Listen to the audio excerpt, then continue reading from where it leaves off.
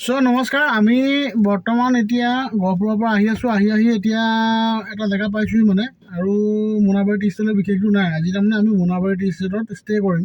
তাত আমাৰ এজন অফিচাৰ আছে, ৱেলফেয়াৰ অফিচাৰ টি ষ্টেটৰ ভিতৰত কোৱাৰ্টাৰতো থাকিব পাৰিম ধুনীয়াকৈ। আৰু তাৰ কাৰণে অকণমান মাংস লৈ লৈছোঁ মানে আমি তিনিজনৰ কাৰণে।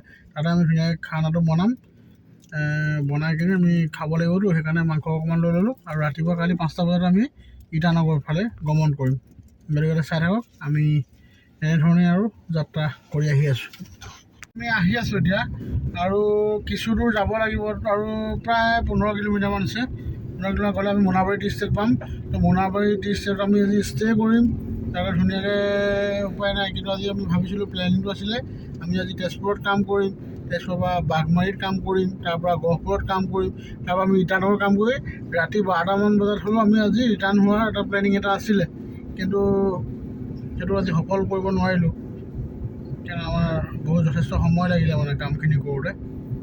তো চাওঁ, কাইলৈ আমি যিমান সোনকালে পাৰোঁ ৰাতিপুৱাই ওলাই দিম ইটানগৰৰ পৰা। ইটানগৰ আমি 2টা জেগাত কাম আছে মানে, তো যিমান পাৰোঁ সোনকালে ওলাই ৰিটাৰ্ণ হ'ম বুলি মানে ভাবিছোঁ। আৰু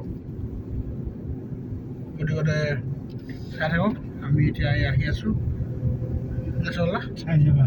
উপায় নাই, কষ্টকৰ যথেষ্ট।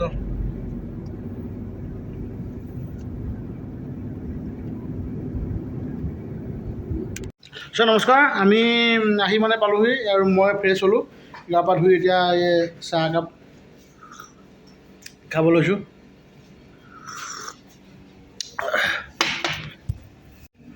আৰু আমি চাহ তাহ খালোঁ, এতিয়া ফ্ৰেছ হ'লোঁ, গা পা ধুই আছে। আমাৰ এজন গা ধুই আহিছে, এয়া গা ধুই আহিছে। আৰু আমি ধুনীয়াকৈ এতিয়া মাংস বনাই আছে, খানা পিনা খাম। খাই আৰু ৰাতিপুৱা ডিউটি গম পাইছেই, ৰাতিপুৱা ডিউটি যাব লাগিব। গতিকে সেই আৰু খানা চলি থাকিব।